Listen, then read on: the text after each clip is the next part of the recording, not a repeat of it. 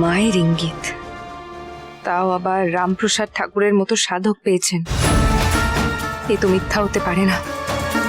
সিরাজের পতন তবে কি বিপদের শেষ না শুরু? শুনছো গো রাজরানী,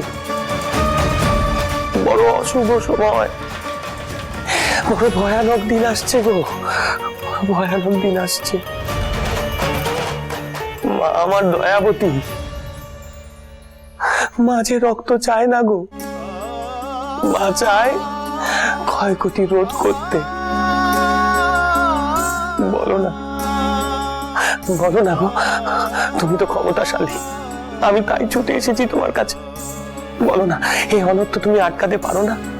বলো না গো। ঠাকুর, আপনি তো সাথে পাচে থাকেন না, শুধু মায়ের মূর্তি গড়েন আর মায়ের গান করেন। সত্যি আপনাকে মা এসব দেখিয়েছেন? ও কি বলছো গো?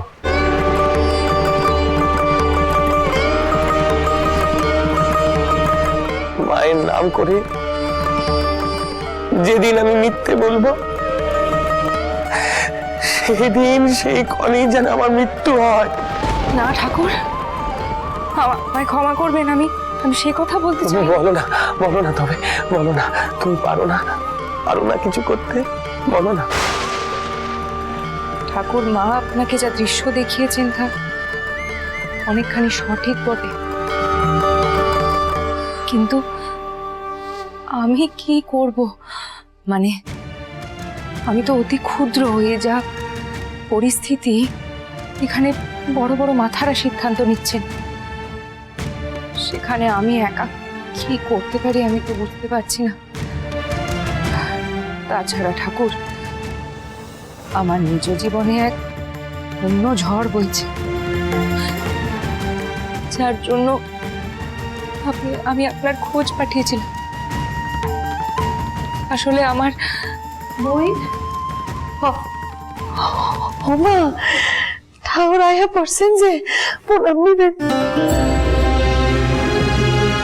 কি সৌভাগ্য আমার। অবৈন বইন, আমি কই কি, আমি জানি তুই উত্তেজিত হয়ে আসস। মাথা কান ঠান্ডা কর, ঠাউরে আগে ভিতরে অতিথিশালায় নিয়ে গিয়া বসা। এতখানি পথ আইসেন, বিশ্রাম লাগবো তো, খানিক সেবা যত্ন করি আমরা। ভুল হয়ে গেছে দিদি, অবশ্যই। আসলে ওনাকে পেয়েই কথা শুরু হয়ে গেছে, আমার মাথাতে আর অন্য কিছু আসেইনি। আমায় ক্ষমা করবেন ঠাকুর, আপনি আসুন আসুন। ঠাকুর, আমি কি মায়ের ভুল ইঙ্গিত পেলাম? মা যে বললো এই নাটোরে এলে সমাধানের পথ খুঁজে পাবো। রাজরাজেশ্বরী রানী ভবানী, সোম থেকে রবি প্রতিদিন বিকেল 5টায় স্টার জলসায়।